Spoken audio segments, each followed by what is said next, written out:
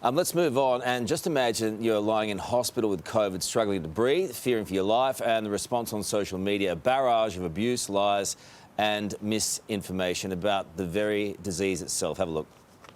I'm doing this video just for those people who think that COVID is a hoax. It's no hoax. I'm really struggling to breathe. That was Sydney Lorraine from her hospital bed. It gets worse. This is Year 12 student Tom Van Dyke, who tragically died while swimming with his family last week.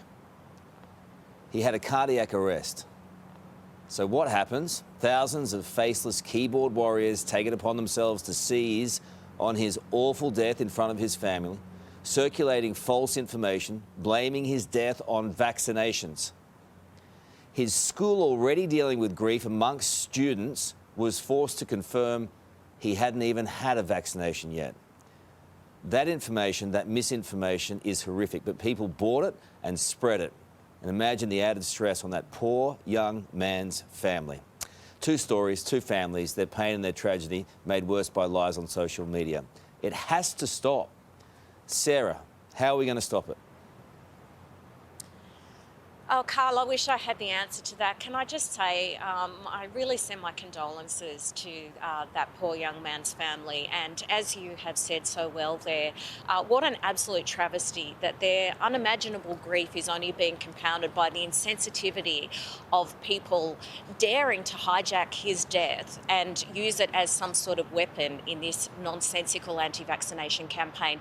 I have some experience with this. As you know, I worked on the No Jab, No Play campaign back in 2013. So I've been on the receiving end of a lot of this anti-vaxxer hate. When I say me as a journalist, I'm not actually talking about me. I'm talking about the families of people that spoke to me. You know, the mum of a newborn who died of whooping cough, the mum of a daughter who died as a teenager as complications from measles. The venom directed at those grief-stricken families by very ugly minority voices in the anti-vaxxer movement. It's unacceptable, and we just have to stay focused on what proper researchers, proper medical community is telling us, and they're all pro-vaccination. Matt, you've been pretty strong all week on freedom of speech, but this kind of thing, it needs to be stopped, doesn't it?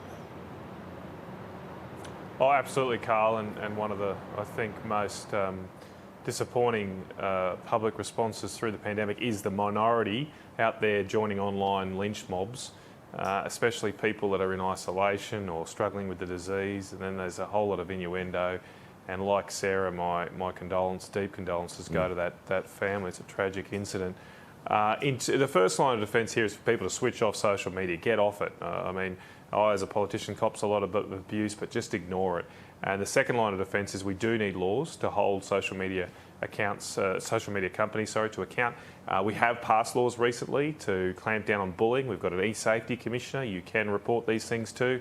But of course, we can't always regulate against the stupid behaviour of a very small number of us in our community.